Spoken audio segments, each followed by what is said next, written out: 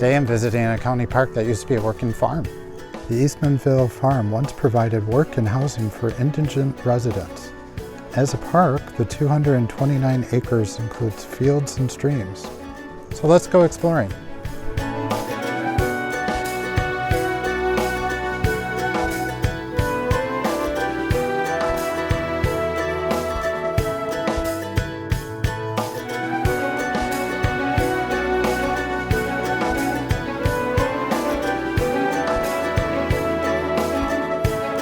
While I primarily focus on landscape and nature photography, sometimes I do incorporate man-made structures, buildings into my photographs, depending upon if they're part of the landscape or they give some other additional characteristic to the site that I'm at. So for example, we have this little shed here, and it's weathered wood, which is always a good one to photograph because of the character, and it's got repeating patterns, which I've talked about before in previous videos, so you can play around with that.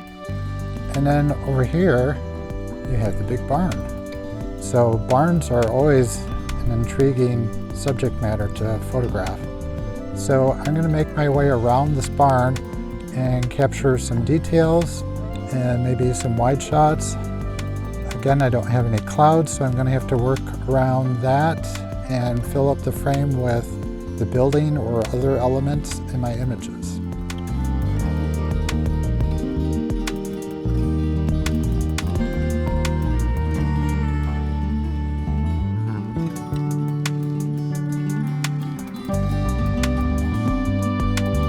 Well, Barry got started on the trail, and guess what?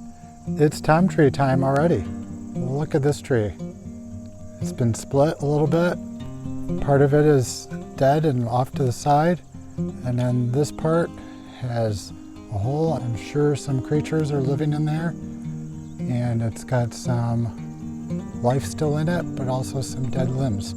So lots of character, and look at the landscape behind it. Perfect for framing it up.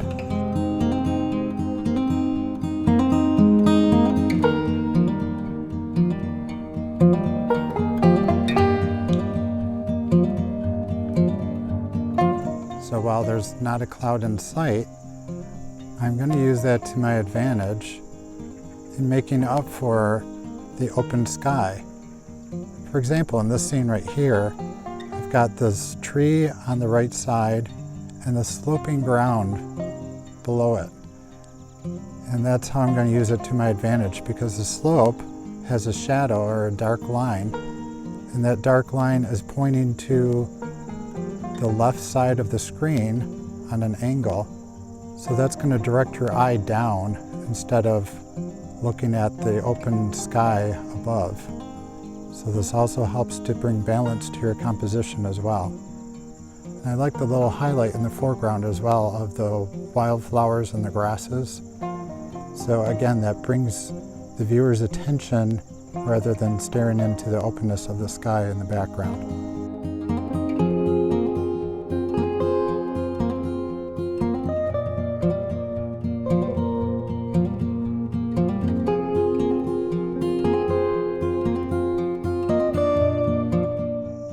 I love the landscape out here. It's very hilly, which makes it more strenuous to walk on, but you get these different levels in the landscape. So you've got some valleys, you've got some hills and crests, and fortunately in the background there's some starting of clouds or haze, so that's going to really create an interesting background for this wide open landscape that I have here.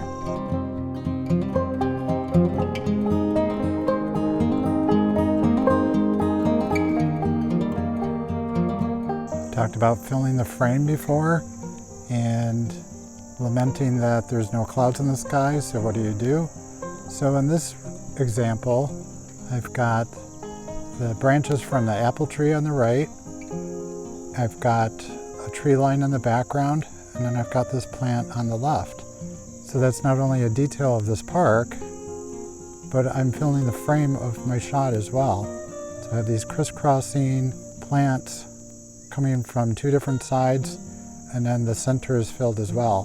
So it doesn't matter as much that I don't have any clouds in the sky. I filled it with something else.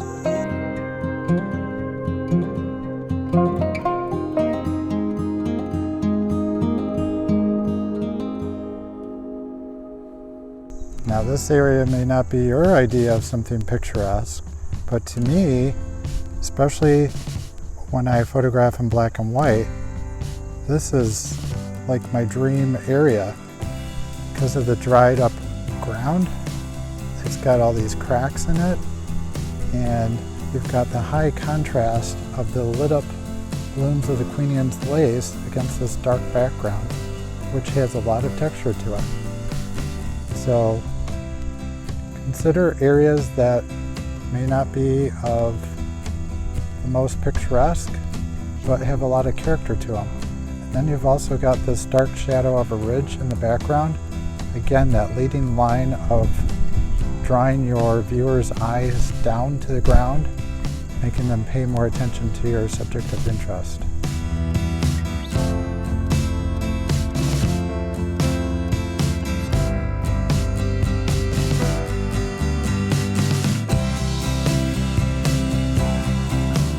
So I want to get this cornfield in a shot because it represents not only the history of this farm, but also its present. So the best way I'm going to do that is to frame up the shot.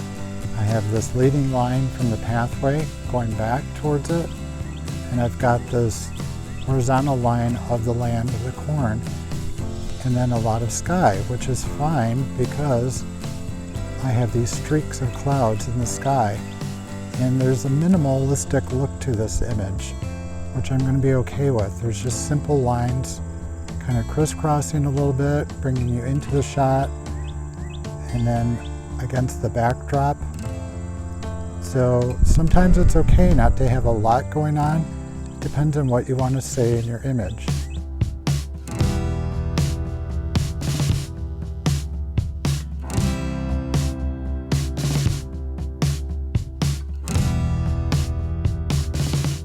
Uh-oh, you'll never guess what I found.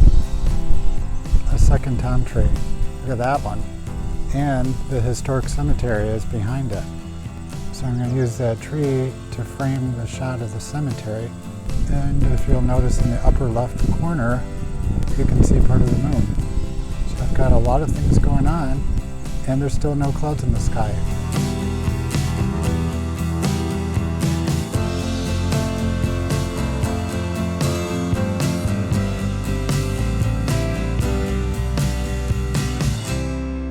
So I've made it to the historic cemetery, and this is where some of the indigent workers were buried.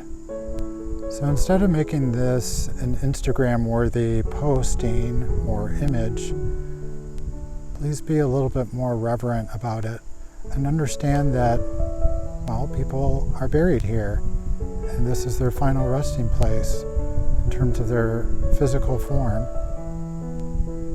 So in terms of photography, I'm not going to wander across the grass. I'm not going to stand on top of their graves. I'm going to stay on the pathway and compose a shot that incorporates not only the headstones, but the bench in the background and the cornfields in the background. So part of the landscape again. So I'm using infrared photography to enhance that ethereal quality that's part of a location like this. Not to say that there are spirits around, but it does give it a different feel to it. I've photographed other cemeteries before, and you just want to focus on one headstone or maybe a couple, so that one or two headstones that you capture show off the character of the cemetery itself, whether in age or disrepair or uniformity. You want to incorporate the headstones as part of the landscape, and you also want to show some reverence to what the place actually is.